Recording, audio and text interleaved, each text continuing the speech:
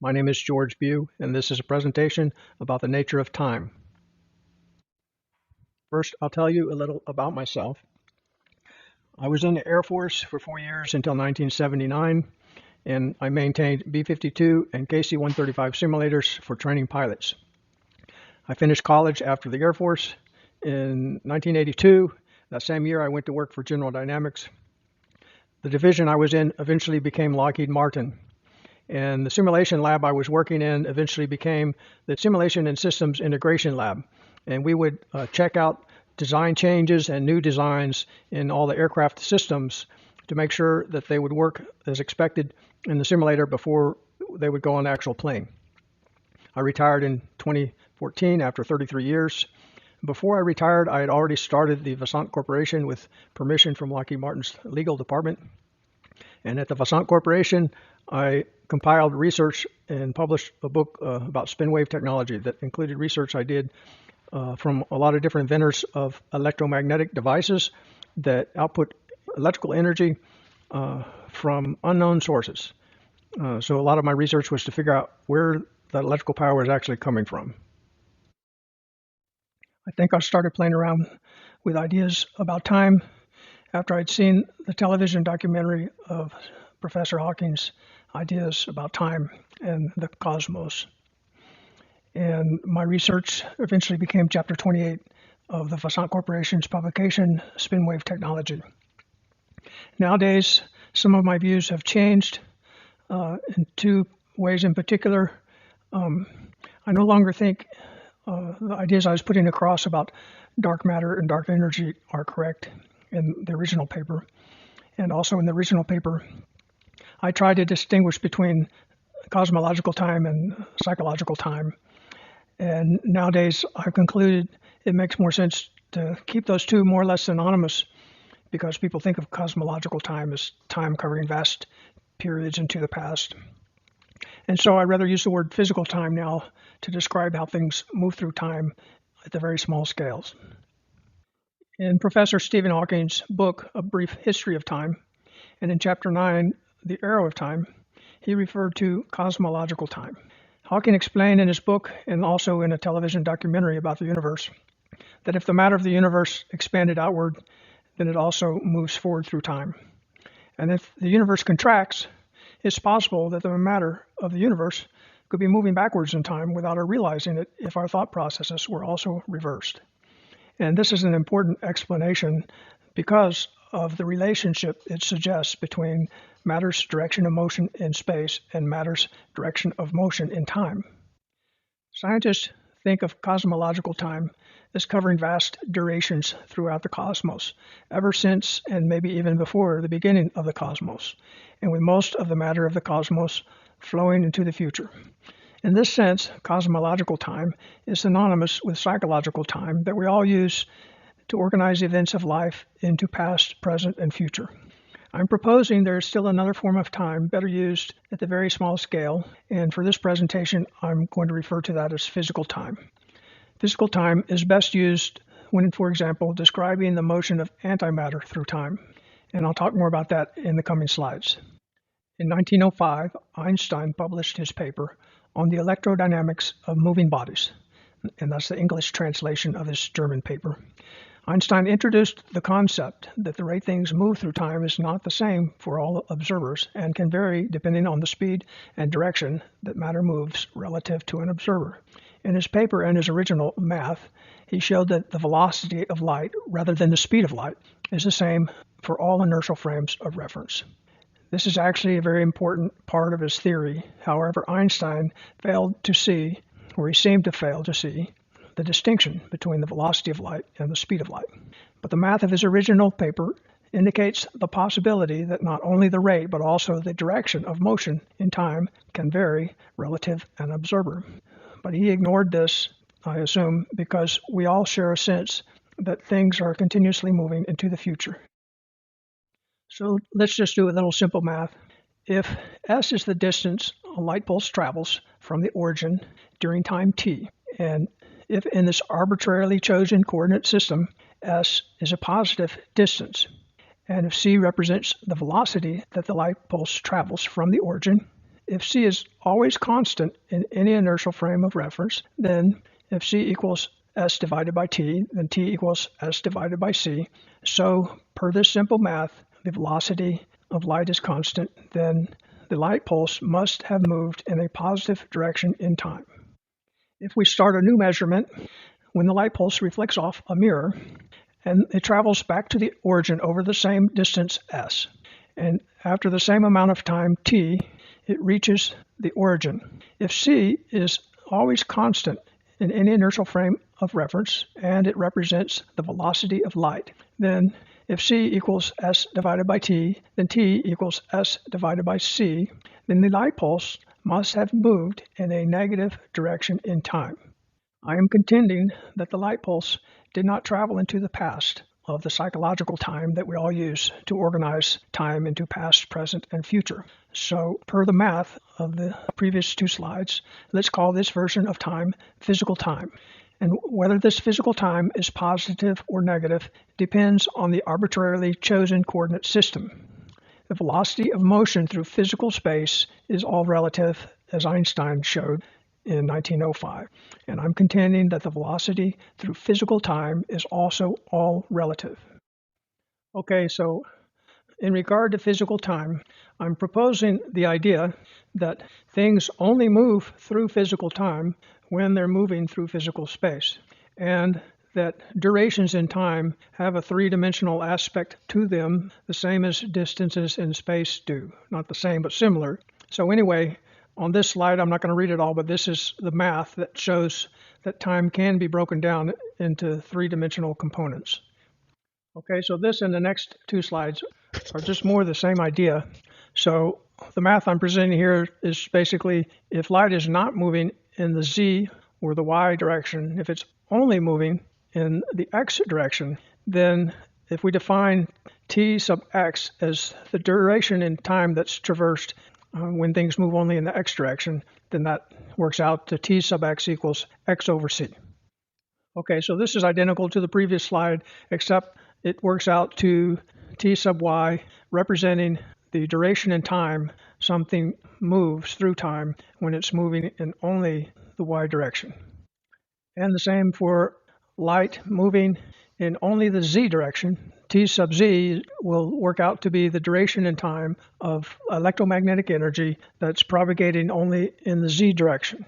So if we say it's more correct that the velocity of light is constant rather than the speed of light, then if the light pulse moved in a direction that was negative in all three directions of an arbitrarily chosen coordinate system, then that would mean it moved in a negative direction in time, physical time, as well, per this particular coordinate system.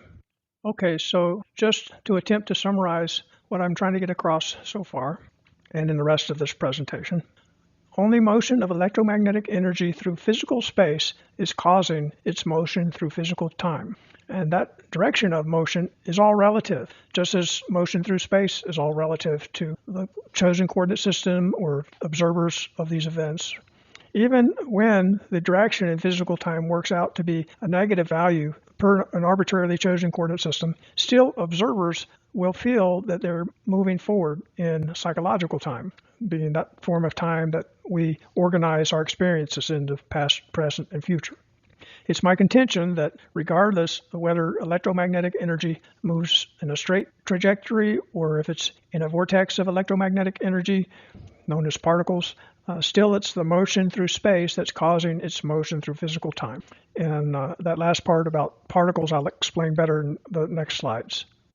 Currently, a classical idea of particle spin has been abandoned. Historically, assumptions regarding what the classical characteristics of a particle like an electron, for example, what they would be, those were proved to be wrong later. And rather than continue working on a more accurate classical model, everyone's now adopted a quantum model. And even though, like for an electron, a quantum model requires us to renormalize, so you don't end up having infinite electric field strength at the center. But to understand how everything's moving through time, I feel it's better to come up with a more accurate classical model. And so that's what a few of these slides are about. Even though a classical electron would always be radiating away electromagnetic energy, it can also be absorbing electromagnetic energy radiated by all other electrons in the universe.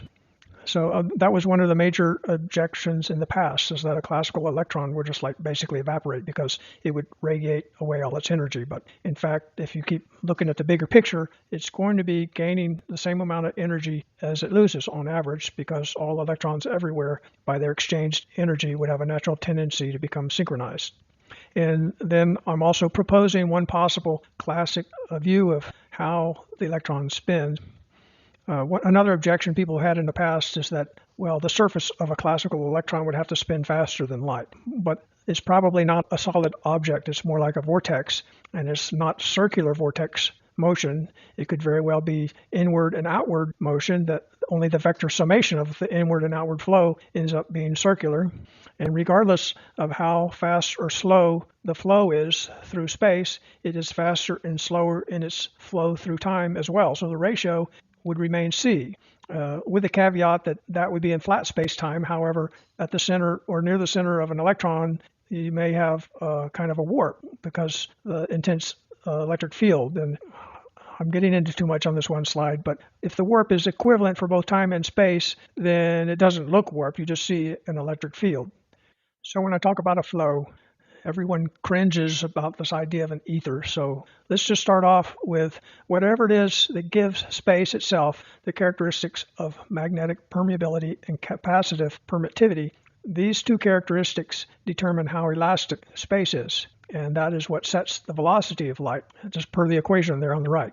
It's these specific values for these characteristics of space that determine how quickly a compression or expansion will ripple through space-time. And the same thing that allows this energy to propagate in straight lines, I'm contending, also allows for the formation of a vortex of electromagnetic energy that forms all the different various types of charged particles that we know of. And finally, I'm contending that if we go all the way back to the original equations, most people are familiar with Maxwell's four basic equations for electromagnetism, but those actually originated from a lot bigger set of equations that he made in quaternion math.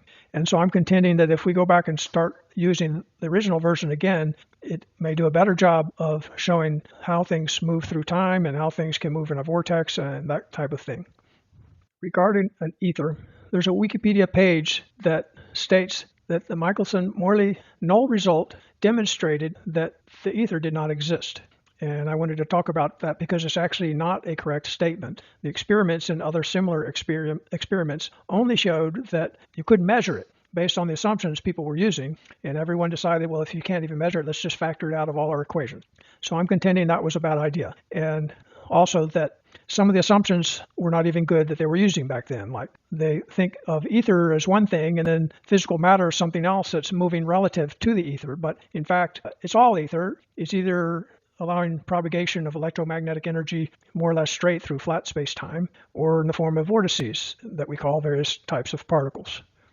Okay, so per the very simple math I was trying to present at the start of this presentation, if we look at any particular part of any particle that's spinning in space, it's my contention that it spins in physical time as well.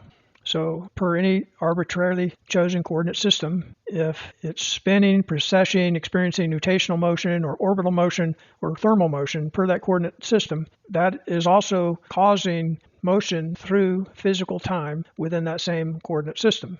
So the main cause of all things experiencing a passage through psychological time is all these continuous motions, repetitive motions within physical time, and not just at subatomic level, but macroscopic objects also. Per any arbitrarily chosen coordinate system, they're moving through physical time, but we all, in observing motions macroscopically or subatomically, in our mind interprets all of this as things moving through psychological time, and we organize them in our minds into past, present, and future.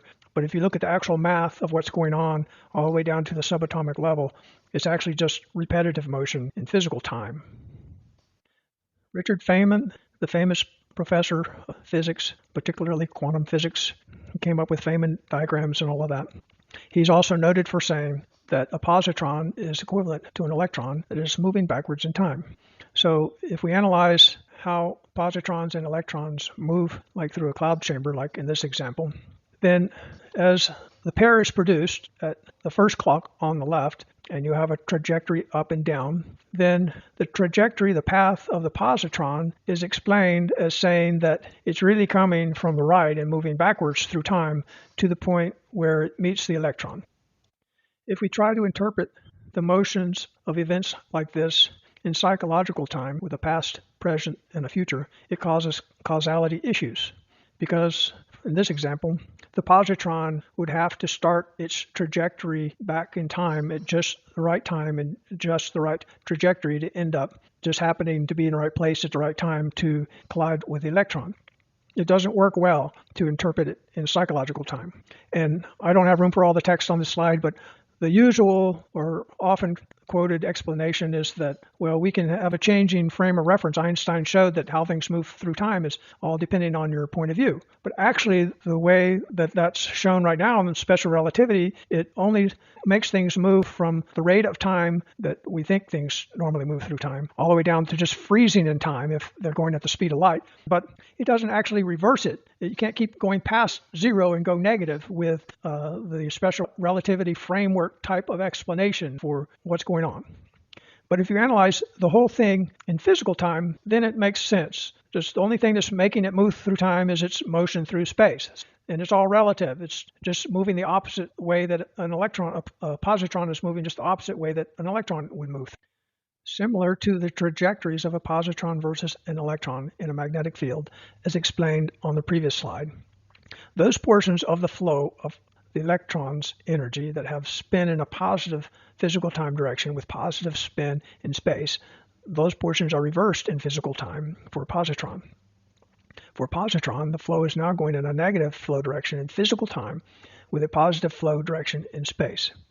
With a positron, the inward and outward flows are curved in the opposite directions through the magnetic dipole at the center.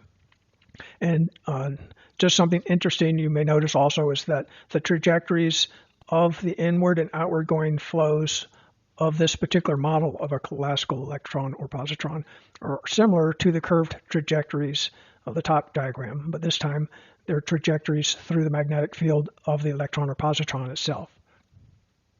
The spin, precessional, and nutational motions of matter and antimatter particles are cyclical in physical time and physical space.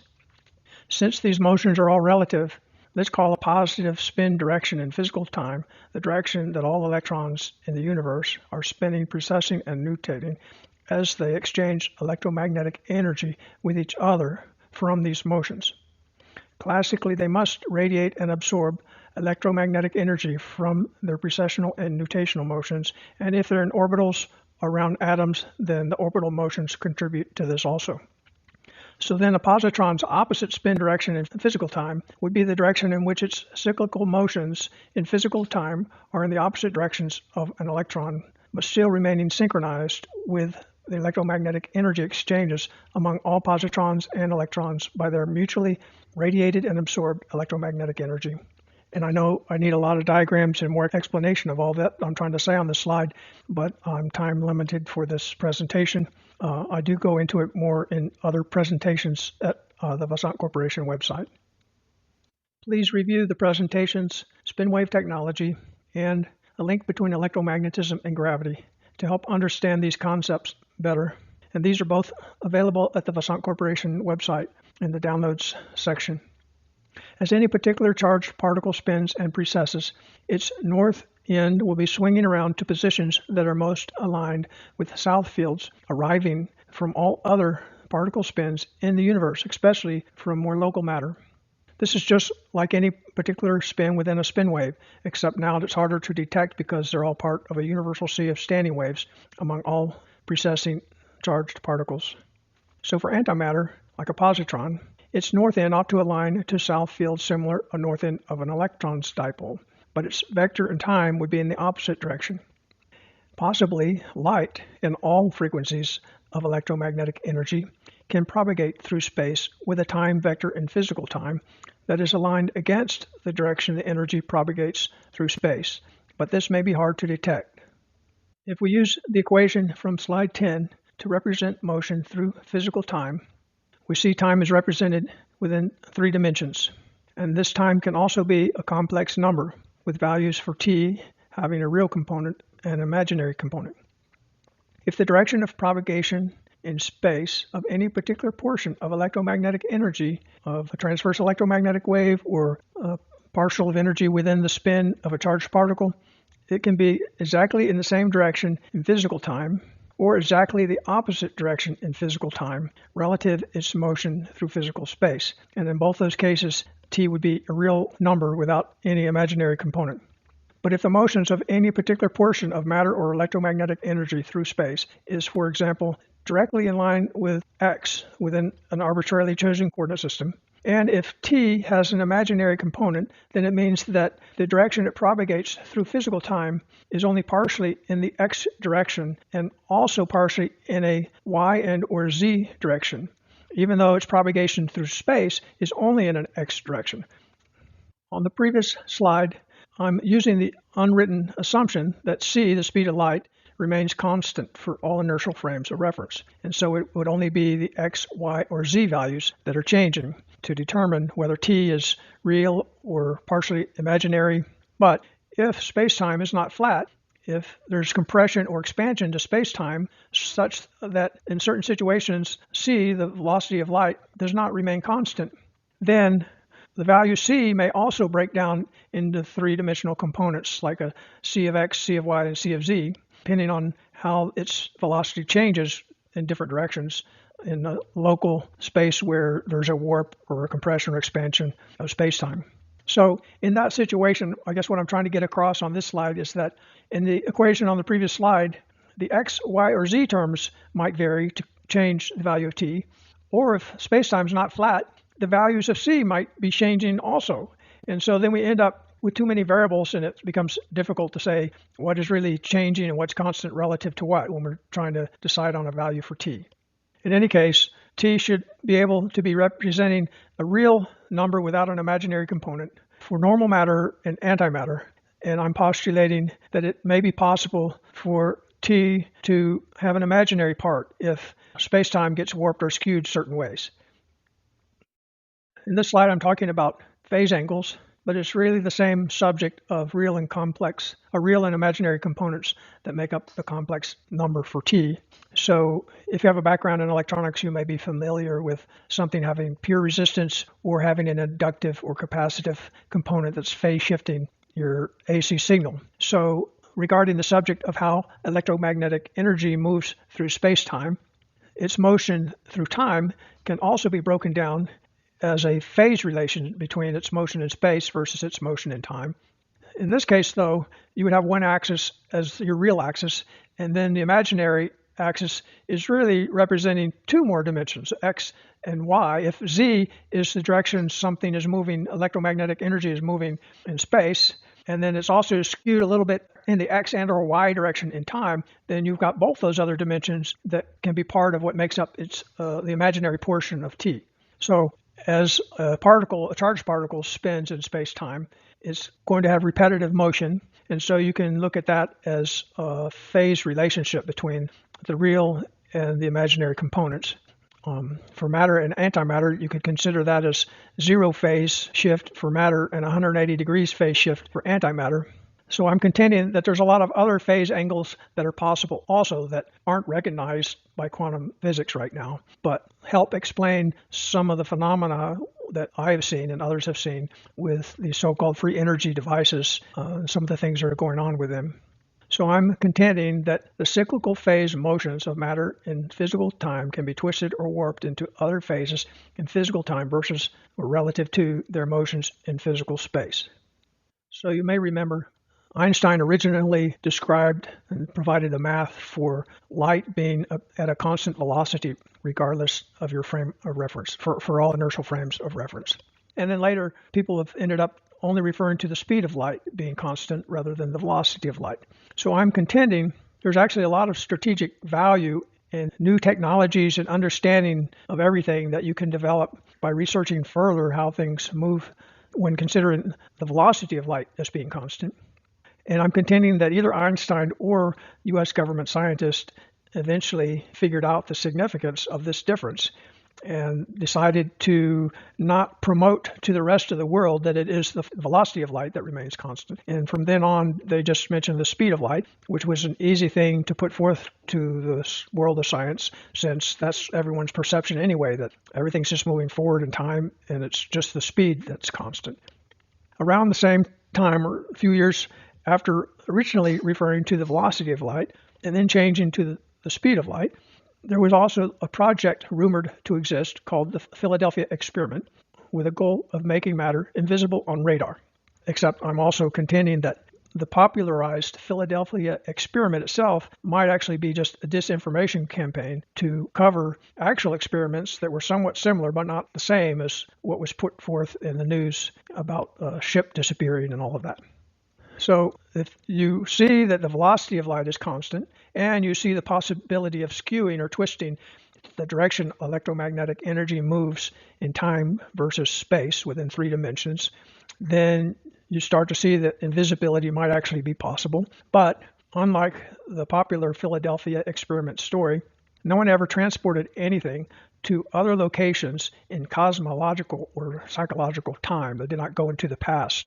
They can only shift to other positions, spin and precessional phase positions in physical time, which as physical time unfolds from things moving through space and physical time, then our mind converts that into psychological time of a past, present, and future, but no real past to move into. It's just a concept in our minds that we use to organize the events of life. So I'm contending that besides possibly really achieving radar invisibility and maybe even visual invisibility, that their experiments and research also discovered a few other things that I'm going to talk about on the next slide.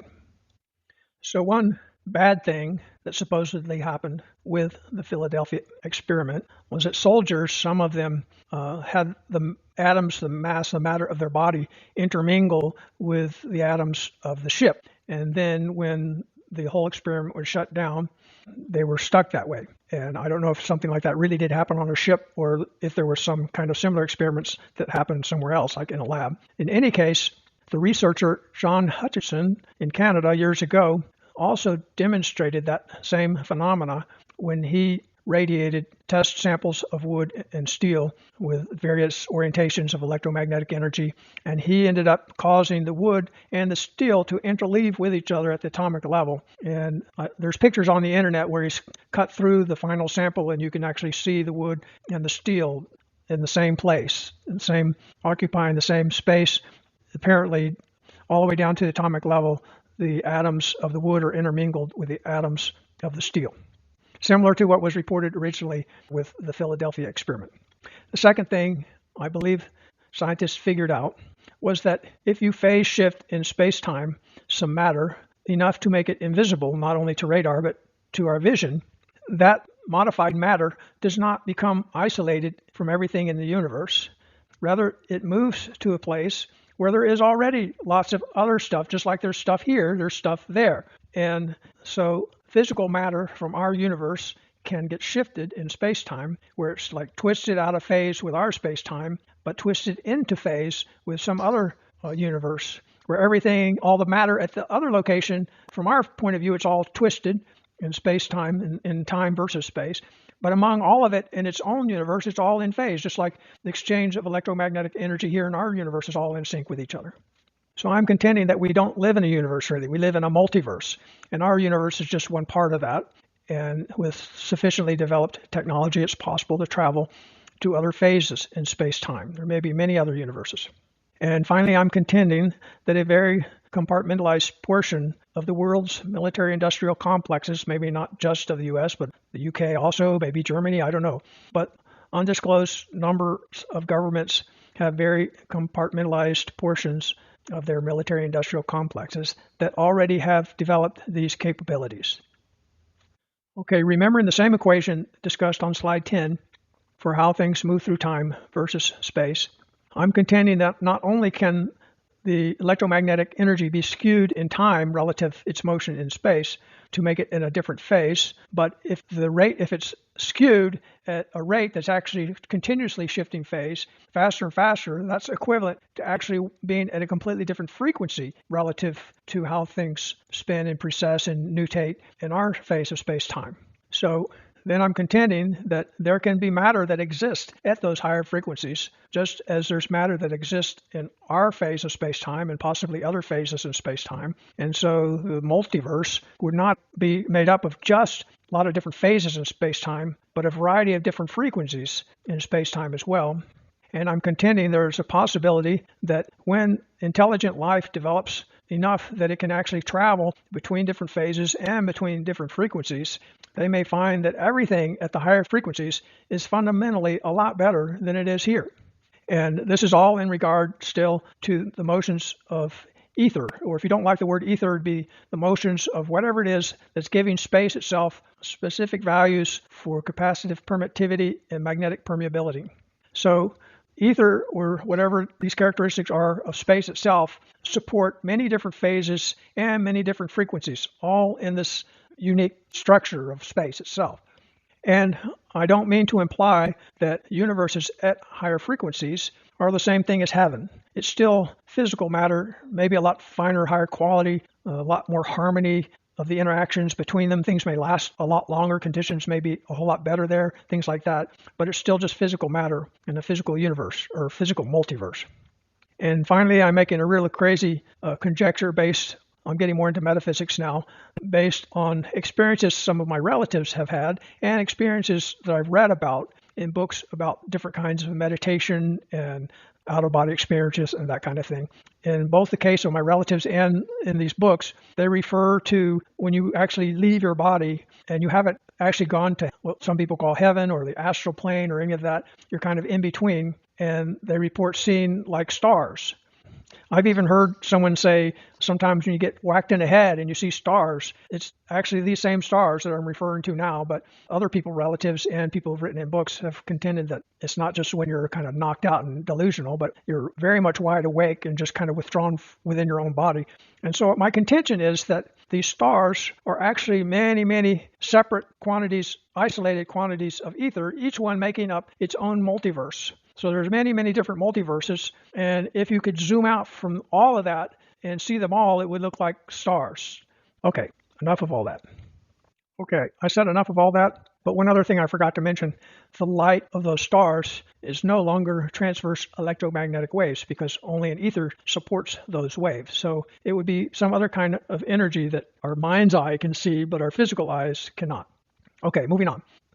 It theoretically should be possible to travel to other phases in space-time, in other words, other universes. However, officially, I have not seen any verifiable evidence that life, like Bigfoot, for example, from close alternate phases sometimes wander into our phase. We still don't have proof of that. I have also never come across any verifiable evidence that we've been visited by ETs from other phases or frequencies in space-time. But what I have spent many years doing and succeeding at is finding lots of people right here on Earth that have made their own technologies, not reverse engineered from ETs or anything like that, but come up with their own inventions that can be explained with a better understanding of how matter and energy move and spin and precess in time versus space. As far back as the 1920s, I've come across well-documented inventions from people whose devices put out electrical power from no apparent source, and it always ends up getting covered up, having some military person get involved, and then pretty soon no one's ever heard of the project after that. So new insights and technologies, in my opinion, are being kept from the public by just a few key compartmentalized players and projects within the military-industrial complexes of various countries. Humans are keeping our own technology secrets from humans for the benefit of very few and to the extreme detriment of everyone else and the whole planet. And specifically, many decades ago, we already had ways to generate all the electrical power anyone could ever want without needing oil, but that's been kept secret. Okay, moving on to another time-related subject. The direction that all things travel in cosmological or psychological time is often defined as that direction in which overall entropy increases.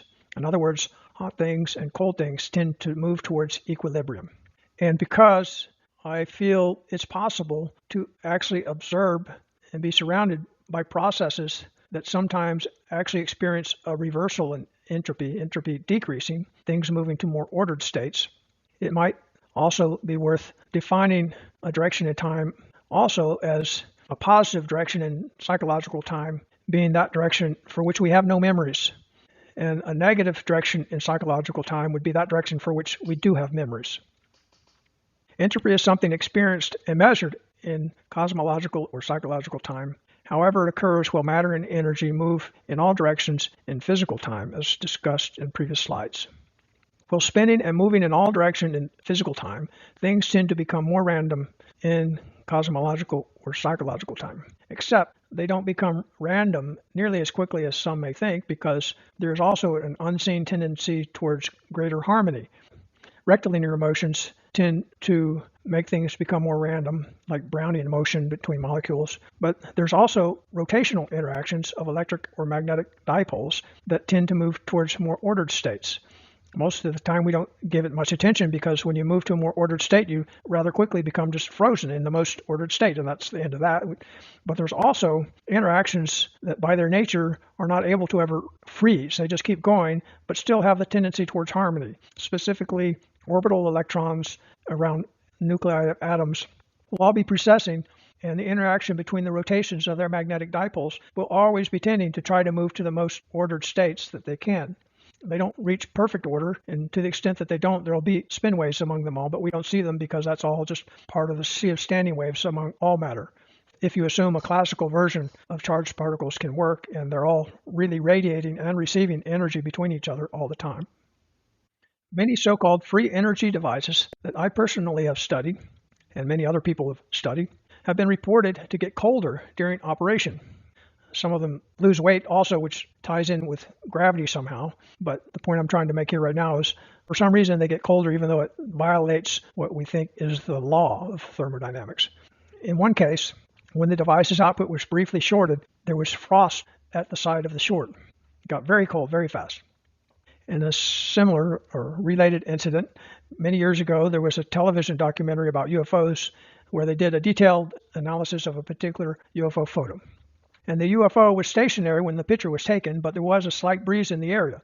And the scientists analyzing the photo documented that it had a trail of refracted air coming off to the side of the UFO, kind of like how the air gets all wavy in the hot exhaust from a candle or off a hot car's surface on a cool day. You've seen how the air gets kind of all wavy near the surface.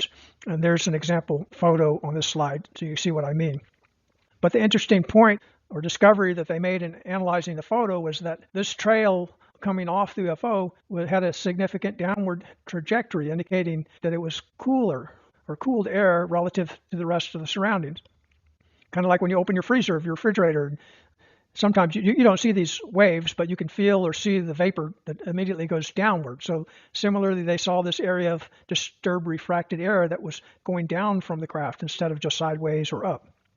This indicates that the UFO somehow gets cold during operation. So it appears, both with these strange electrical power producing devices and with anti-gravity devices, that somehow entropy is reversed. And I'm contending it has something to do with the flow through time being reversed as well, not in psychological time, but something to do with the flow through time in physical time, which I guess I'm trying to say is somehow the phase of the interactions is shifted to be more antimatter-like in nature and derive some power from that, just like you derive a lot of power if 180 degrees phase shifted, or exactly the opposite phase is normal matter, and you interact them, then you get massive amounts of energy. So I'm contending that if you're a little bit shifted in the time direction, you can still get a significant amount of energy to power a free energy device or anti-gravity technology in a UFO. So the main point of this slide is to suggest people research this further, that one way to understand free energy devices would be to study how electromagnetic energy is reflected by antimatter. When normal electromagnetic energy reflects off a charged particle, like if you have an electromagnetic wave that induces electrons to shift in their position, that shift in position reflects the electromagnetic wave.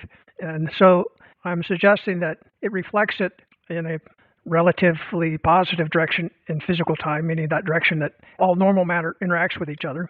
So I'm suggesting if electromagnetic energy is reflected off charged particles of antimatter, do those interactions cause the electromagnetic energy to also reflect in a negative direction in physical time, where the negative direction is, relatively speaking, relative to how normal matter all interacts with each other? And if so, does that allow for the extraction of energy, similar to how when matter and antimatter interact, it releases electromagnetic energy? So anyway, all of that is something that needs more analysis and research, in my opinion. Currently, the subject of torsion fields is completely saturated with disinformation, pseudoscience, wrong math, and wrong information. However, the subject could and should be a legitimate field of study and research. I'm contending that it may not be purely by accident that there's so much information, disinformation, about torsion fields available to everyone on the internet. It could be that the people who see its strategic value do not want most of the world doing further legitimate research in the study of torsion fields. So I'm trying to suggest that all major universities should take it upon themselves to promote research, legitimate research, in the area of torsion fields, and to publish a lot of research to try and overcome all the misinformation available right now in that area of study. And this is also related to the electromagnetic tensor, which is not so overwhelmed with disinformation right now. And you can find out more about it at the Wikipedia link included on this slide, in my opinion. Okay, just to summarize this presentation, the idea of time being a fourth dimension with things moving from the past to the present and into the future is not really correct. Even if a person could build a time machine, there's no past or future to travel to. These exist only in our mind as a psychological concept that we use to organize the experiences we go through in the present. To understand the physics of our universe and possibly multiverse, it's better to understand how matter and energy move through physical time. Regard to motion in physical time, it's all relative, just as motion through space is all relative. And finally, new technologies are possible based on a better understanding of how matter and energy move through physical time.